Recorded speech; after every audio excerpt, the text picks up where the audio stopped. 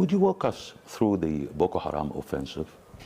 Boko Haram offensive was really not part of executive outcomes. That was STEP International that actually partook in that offensive. I need to first of all make it very clear that we were a subcontractor.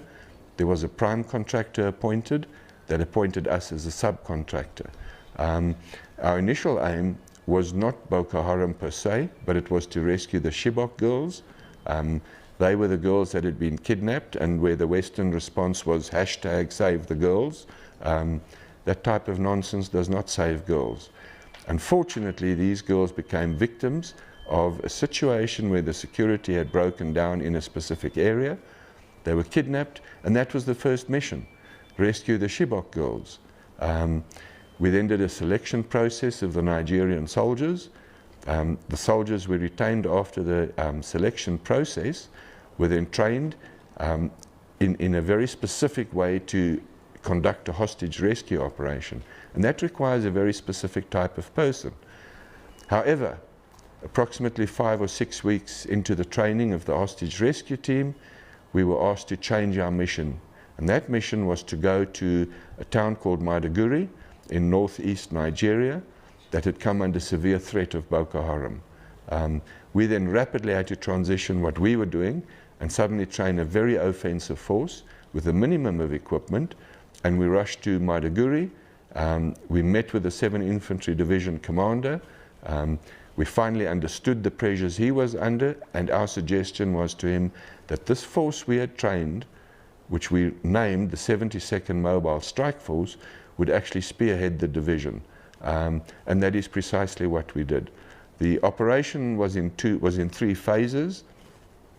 The first phase was to actually cut a dividing line across northeastern Nigeria and isolate Boko Haram into 2 defined areas, and then mop up one area in the south was the start, and after that was done, mop up in the north. The division would follow behind, occupy terrain. We would train the division in situ in defensive positions, etc.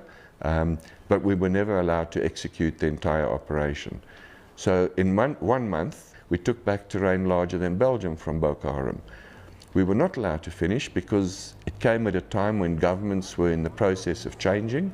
I think President Jonathan's government possibly saw the entire Boko Haram contract, if we call it that, almost as a last gasp in order to regain popularity. The incoming president, President Buhari, was heavily supported by a foreign government, and one of the first missions was to terminate our contract. Could you name that foreign government? Yes, we were told it was the United States, and they had actually funded President Buhari's campaign. The campaign manager for President Buhari came from the US.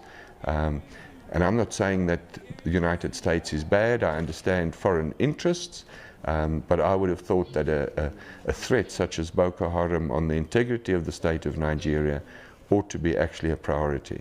It wasn't. Why do you think the US would intervene to abort such operation?